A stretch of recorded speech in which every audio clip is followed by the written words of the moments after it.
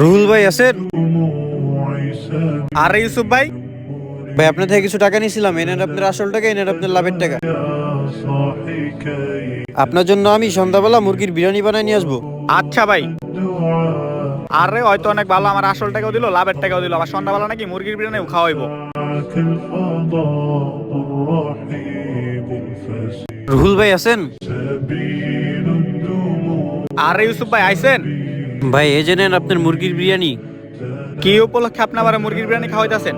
ভাই আমার মুরগিটা মারা গেছে, তাই ভাবলাম আমার মুরগির বিরিয়ানি বানাই আপনার খাওয়াই দেই। কি আপনি কি জানেন না মরা মুরগির গোশত খাওয়া হারাম?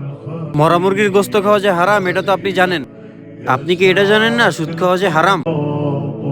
আমাদের সমাজে কিছু মুসলমান আছে হালাল খাবার খুঁজে, আমাদের সময় হালাল হারাম ভুলা যায়। ঠিক আছে, আসি ভাই। ভিডিওটি ভালো লাগলে চ্যানেলটি সাবস্ক্রাইব করে কমেন্টে মাশাআল্লাহ লিখে যাবেন।